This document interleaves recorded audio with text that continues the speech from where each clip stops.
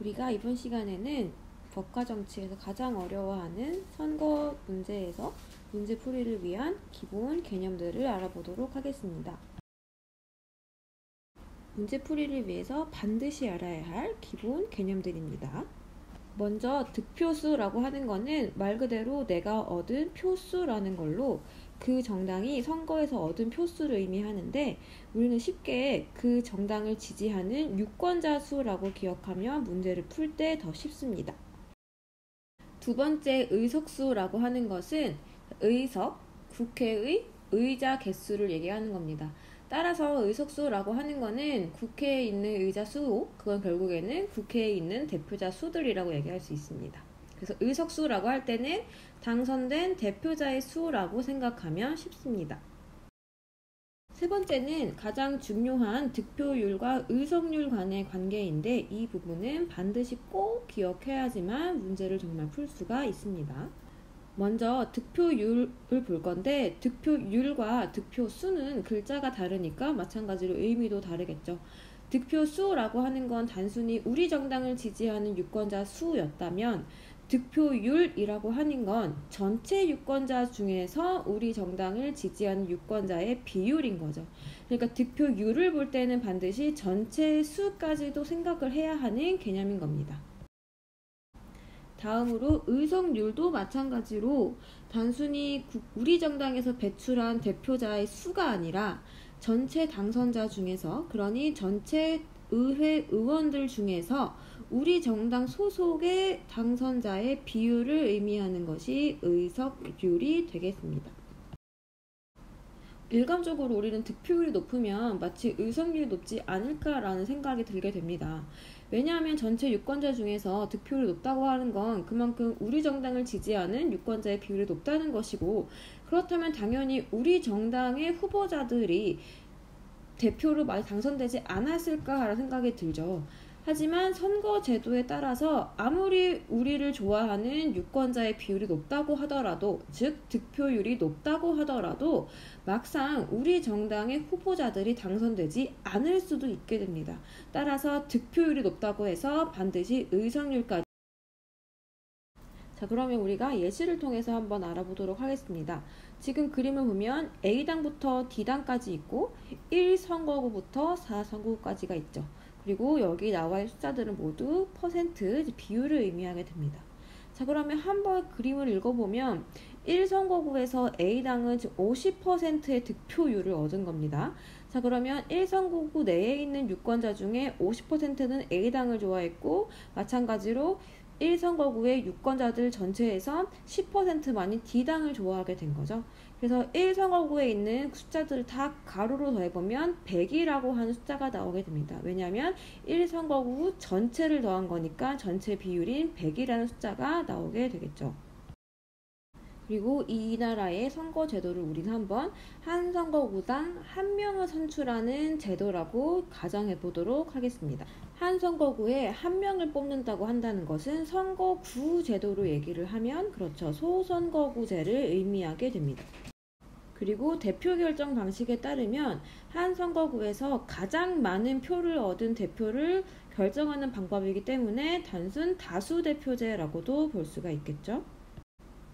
그러면 이 나라에는 총 선거구가 4개의 선거구가 있는데, 한 선거구에서 한 명의 당선자를 선출할 거기 때문에 4개의 선거구, 그리고 4개의 당선자 수가 나오게 됩니다. 즉 선거구 수와 의석수가 같게 되는 겁니다. 따라서 어떤 문제에서 선거구 수와 의석수가 같다라는 것이 주어진다면 우리는 바로 이 나라의 선거구 제도는 소선거구구나 라는 걸 방금처럼 도출해낼 수 있습니다. 그렇다면 만약에 문제에서 선거구 수보다 의석수 또는 당선자 수가 더 많다고 주어진다면 우리는 여기에 대해서 어떻게 추리를 할 수 있을까요? 그렇죠. 만약에 하나의 선거구가 있는데 당선자 수는 2명이다.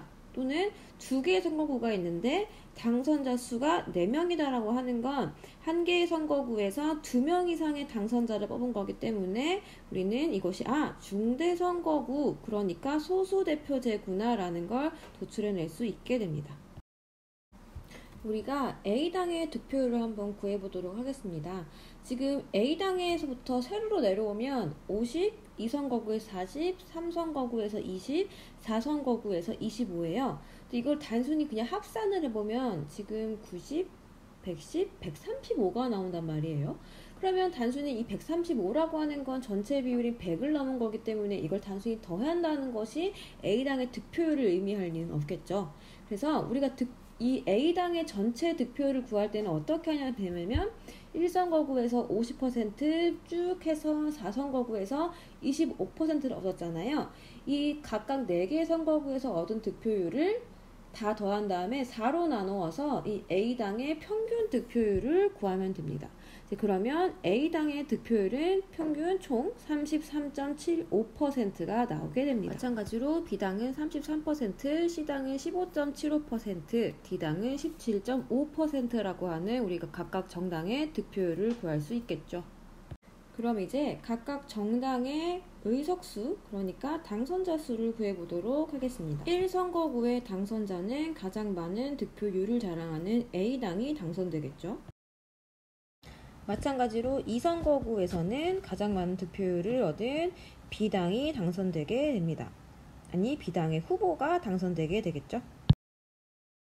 그럼 나머지 3선거구와 4선거구의 당선자들을 우리가 알 수가 있고 3선거구에서는 B당의 후보, 마찬가지 4선거구에서도 B당의 후보가 당선되는 것을 알 수 있습니다. 마지막으로 각각 정당의 의석률을 구해보면 A당은 총 4개의 의석수 중에서 하나의 의석수를 차지했으므로 4분의 1이라고 하는 25%, 다음으로 B당 같은 경우에는 4개의 의석수 중에서 3개의 의석을 차지했으므로 4분의 3, 75%, 나머지 C당과 D당은 의석수가 없기 때문에 0%, 0%의 의석률을 가져간 것을 알 수 있습니다. 그럼 우리가 각 정당의 득표율과 의석률 모두를 구했기 때문에 아까 중요하다고 했었던 득표율과 의석률 간의 관계를 해석하는 법을 알아보도록 하겠습니다. 자, 그러면 A당부터 살펴보도록 하겠습니다. A당 같은 경우에는 평균 득표율이 33.75%이고 A당의 의석률은 지금 25%입니다.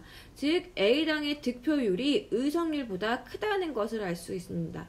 이것이 의미하는 게 굉장히 중요한데 득표율이 의석률보다 크다라고 하는 거는 A당을 지지하는 유권자는 전체 유권자 중에서 34%가 있는 거예요. 자, 그러면 A당이 이 34%의 유권자들을 의회에서 잘 대표할 수 있어야 하는 건데 막상 A당을 지지하는 유권자들을 대표할 의회 의원은 국회 전체에서 25%밖에 없다라고 하는 겁니다. A당은 33%를 대표했어야 함에도 불구하고 약 25%만큼만 대표하게 된다라고 하는 거죠. 이게 의미하는 게 뭐냐면 A당이 지금 국회에서 과소대표되고 있다라고 하는 걸 의미하는 것입니다. 그런데 반면에 B당의 경우에는 B당의 평균 득표율이 33%인데 의석률은 그것을 굉장히 압도하는 75%라는 걸 알 수가 있습니다. 이것이 의미하는 것은 전체 유권자 중에 33%가 B당을 지지하는 반면에 그러면은 B당의 국회의원들은 전체 국회에서 33%를 대표하면 되는데 그것이 아니라 전체 국회 중에 75%를 차지하게 된다라고 하는 거죠. 나는 33%만 대표하면 되는데 막상 75%를 대표하게 된 과대대표 현상이라는 것을 알 수가 있습니다.